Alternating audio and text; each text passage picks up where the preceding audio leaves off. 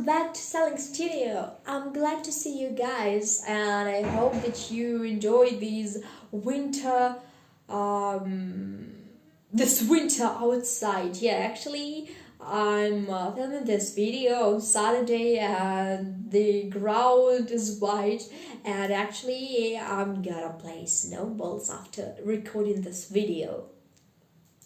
Well, and as it's winter coming, and today we finish reading the story that's called The Snow Queen. Yeah, I was waiting for it because I like this story actually, and I hope you have the same feelings. Let's remind ourselves a bit about the plot. Well, there was two children. There were two children, Gerda and Kai. And Kay was kidnapped by the Snow Queen, and Gerda is searching for her best friend. She met a woman who wanted to bewitch her. She met a princess who helped her and gave her a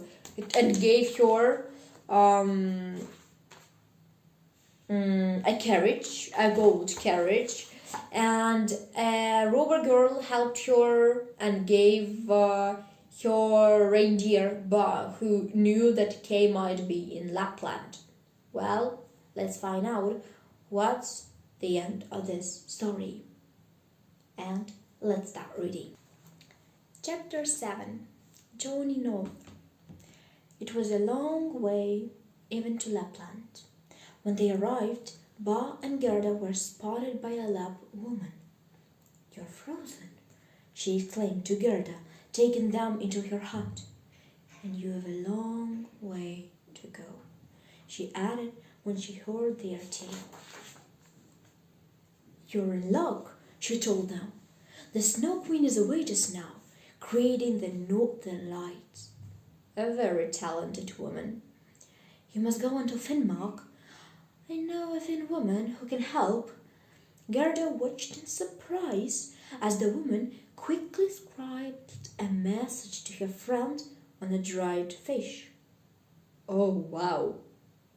This reminds me of those inscriptions on the rocks, or those drawings in the caves. Yeah, something from the ancient ages, something like that. Ba galloped off once more across the snowy plains until they reached the Finn woman's tiny hut. "Please help us." First, the Finn woman read the fish. Then she listened as Gerda breathlessly told her tale. Nodding, she fetched a parchment from her shelves and studied it. Finally, she took Ba to one side. "Kay is with the Snow Queen," she whispered. "He's until the spell because of splinters of glass in his eye and his heart. To rescue him, Gerda must get the splinters out." How might she know about that? That's the question. "But how?" growled Ba. "Can you give her some magic?" "Gerda has come this far," said the Finn woman wisely. "She is good and sweet and innocent. That will be all the magic she needs." "Take Gerda as far as the Snow Queen's garden," she went on. "But don't tell her what I've told you." She swept Gerda up and placed her on the reindeer's back. "Go quickly, now!" "I hope Ba knows where we are going." Ba galloped until they reached a bush with glossy red berries. There he stopped and let Gerda down. "Oh, she's alone right now." Gerda was left all alone in the icy cold. Glittering snowflakes whirled around her, making it difficult for her to move. They were the guards of the Snow Queen's castle. Actually, I imagine that the snowflakes are good and so on, but here the snowflakes are the antagonists of the story. As she hesitated, the guards took on terrible shapes. Huge hedgehogs with vicious spikes, fang-toothed snakes, and fierce bears sprang at her. Gerda cried out in fear, but she didn't run away. Standing boldly before the gods, she told them to leave her alone. Her breath blew out in misty clouds around her. To her astonishment, these clouds became angels who began to attack the guards.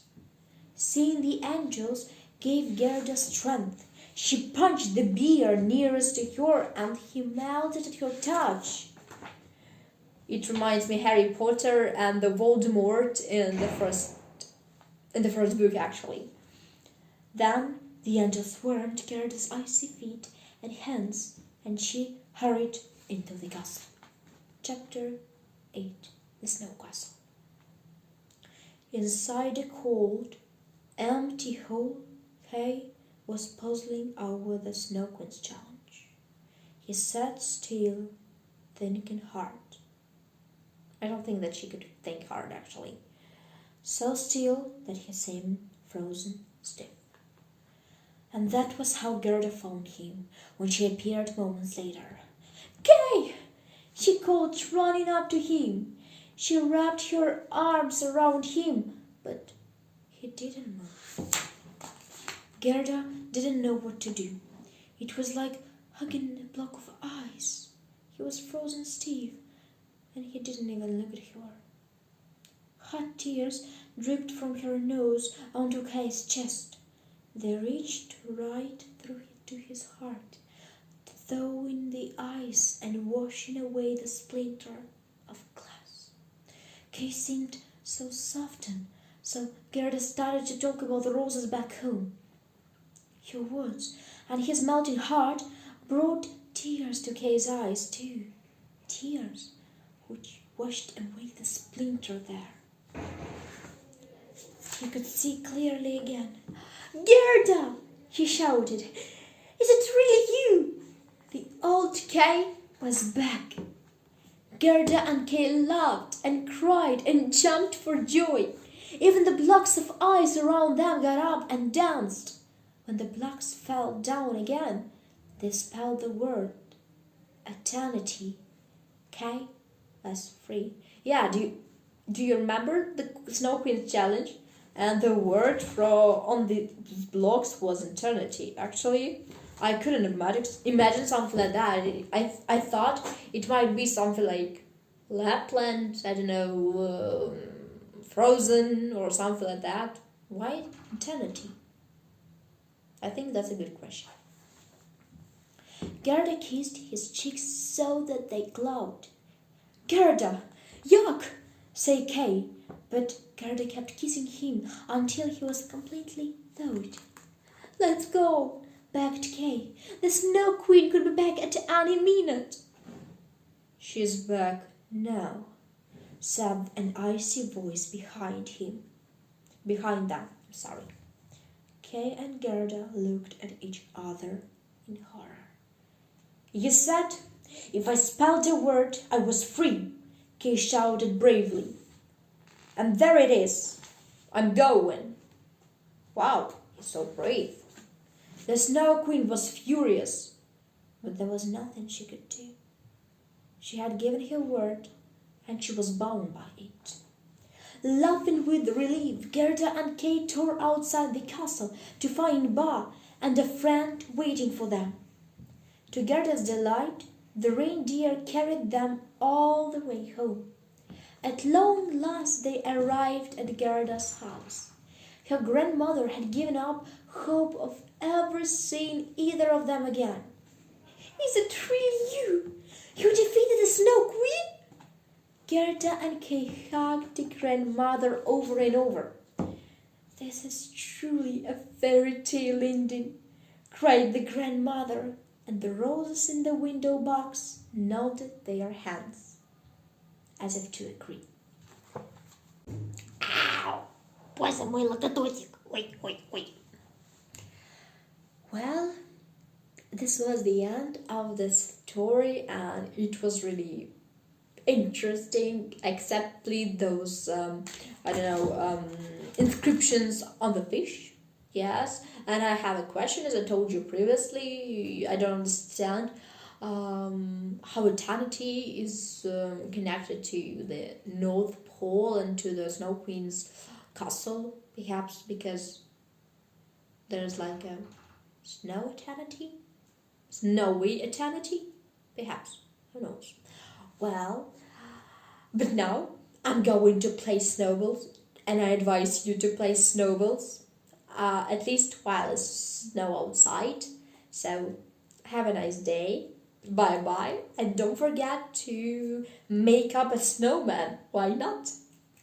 And beware of Snow Queen.